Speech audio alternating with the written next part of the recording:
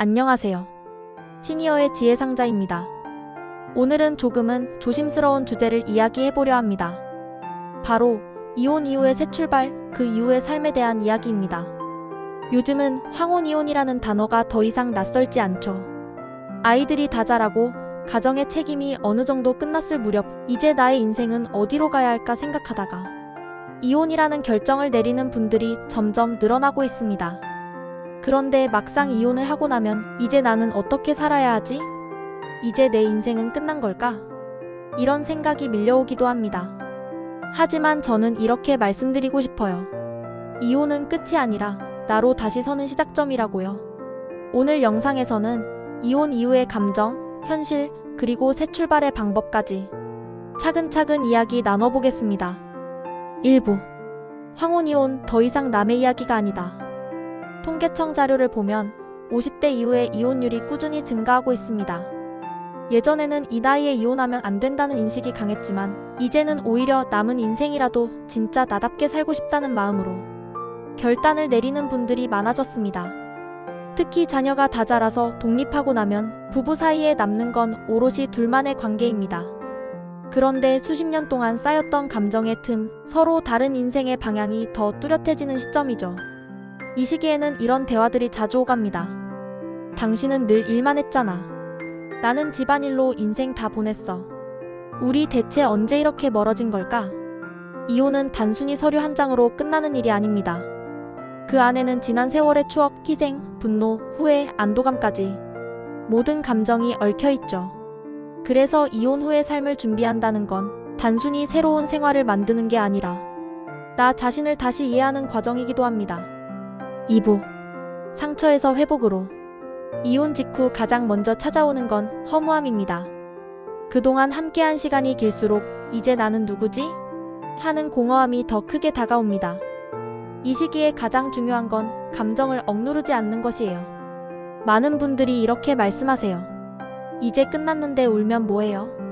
이젠 그냥 잊어야죠. 하지만 사람의 마음은 그렇게 간단하지 않습니다. 이혼은 단순히 관계의 끝이 아니라 한 사람의 인생에서 큰 상실을 겪는 일이에요. 상실의 감정은 애도와 같습니다. 그렇기 때문에 울어도 괜찮고 힘들면 잠시 아무것도 하지 않아도 괜찮습니다. 이 시기에는 감정을 흘려보내는 연습이 필요합니다. 예를 들어 일기나 편지를 써보세요.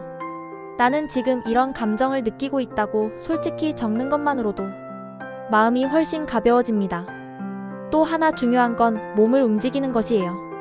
감정이 무너질 때 가만히 있으면 생각이 꼬리에 꼬리를 물면서 더 깊은 우울로 빠질 수 있습니다. 매일 2-30분이라도 햇빛을 받으며 걷거나 좋아하는 음악을 들으며 산책해보세요. 그 단순한 움직임이 회복의 첫걸음이 됩니다. 3부. 이혼 이후 찾아오는 현실적인 문제들. 이혼 이후의 현실은 생각보다 복잡합니다. 특히 50-60대 시니어분들은 정서적 문제보다 경제적, 사회적 변화에 크게 흔들리기도 합니다. 첫째, 경제적 불안. 이혼과 동시에 재산을 나누거나 생활비를 스스로 책임져야 하는 상황이 생기죠.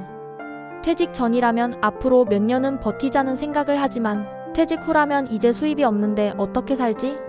하는 불안이 커집니다. 이럴 땐 절약보다 재구조화가 필요합니다. 무조건 줄이기보다 지출의 흐름을 다시 설계하는 거예요. 예를 들어 매달 필수 지출, 여가비, 건강관리비를 분리하고 내가 감당 가능한 수준으로 재정 리듬을 맞추는 겁니다. 둘째, 사회적 고립감. 이혼 이후 가장 많이 들리는 말 중 하나가 외롭다예요. 부부 중심으로 생활하던 사람이 이제 혼자가 되면 하루의 대화량이 급격히 줄어듭니다. 특히 퇴직과 맞물리면 집안에 머무는 시간이 길어지고 우울감이나 무기력감이 찾아오기 쉽죠. 이럴 때는 억지로라도 사람이 있는 곳으로 나가야 합니다. 문화센터, 교회, 봉사모임, 시니어 커뮤니티 등 나이와 상관없이 새로 관계를 만들 수 있는 공간이 많습니다. 셋째, 자녀와의 관계 변화. 이혼 후에는 자녀와의 관계가 어색해지는 경우도 있습니다.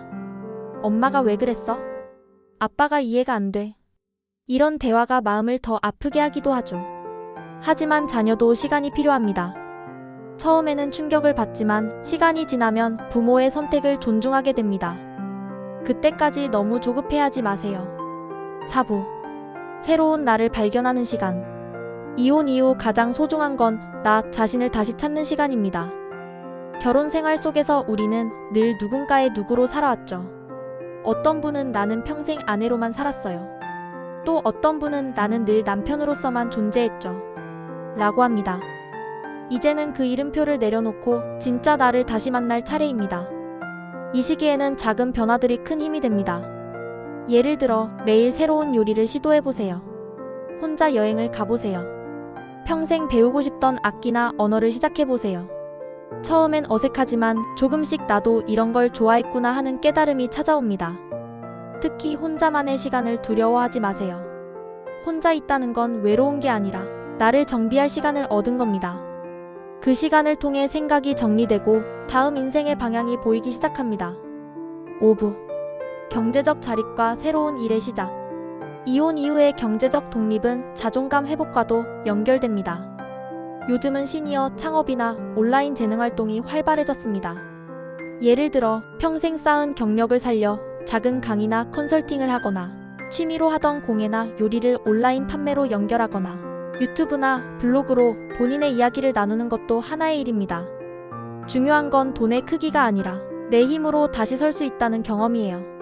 작은 성공이 쌓이면 자신감이 생기고 그 자신감이 삶의 활력이 됩니다. 6부. 새로운 관계에 대한 열린 마음. 이혼 후에는 사람을 다시 만나는 게 두렵게 느껴질 수 있습니다. 나 같은 사람이 다시 사랑할 수 있을까? 다시 상처받으면 어쩌지? 하지만 꼭 연애가 아니어도 좋습니다. 같은 관심사를 가진 친구, 취미 모임의 동료, 이웃과의 소소한 대화도 새로운 관계의 시작입니다. 사람과의 연결은 나이를 가리지 않습니다. 마음을 열면 예상치 못한 따뜻한 인연이 들어오기도 합니다. 중요한 건 누군가를 만나기 위한 준비보다 나 자신이 행복한 상태로 만드는 것이에요. 행복한 사람 옆에는 자연스럽게 좋은 사람이 머무르니까요. 7부. 몸과 마음을 다시 세우는 루틴. 이혼 후의 회복에는 시간도 필요하지만 몸의 루틴을 다시 만드는 게 정말 중요합니다. 아침에 10분 스트레칭, 하루 한 끼는 꼭 제 시간에 식사, 밤에는 휴대폰 대신 조용한 음악 듣기. 이런 습관이 쌓이면 몸도 마음도 점점 안정됩니다. 특히 감사일기를 써보세요. 오늘 내가 감사했던 일 한 가지를 적는 겁니다. 작은 문장 하나가 생각보다 큰 위로가 됩니다. 8부. 진짜 새 출발의 의미. 이혼은 결코 실패가 아닙니다. 그건 오히려 용기 있는 선택입니다. 억지로 유지되는 관계보다는 스스로의 행복을 선택하는 삶이 더 값지니까요. 이혼 후의 새 출발은 새로운 인생 2막을 여는 일입니다. 지금부터는 남이 아닌 나 자신을 위해 사는 삶이에요. 나를 위해 꾸미고, 나를 위해 여행하고, 나를 위해 웃는 삶. 그게 바로 진짜 새 출발입니다. 오늘 영상의 주제는 이혼이었지만 사실 이건 삶의 회복에 관한 이야기입니다. 상처는 누구에게나 있습니다. 하지만 그 상처를 딛고 다시 일어서는 순간 우리는 더 단단해집니다. 이 영상을 보고 계신 당신이 지금 혼자라 느껴지더라도 당신은 결코 혼자가 아닙니다. 당신의 삶은 여전히 아름답고 앞으로 펼쳐질 시간은 충분히 빛날 겁니다. 오늘도 당신의 새 출발을 응원합니다. 지금까지 시니어의 지혜상자였습니다. 감사합니다.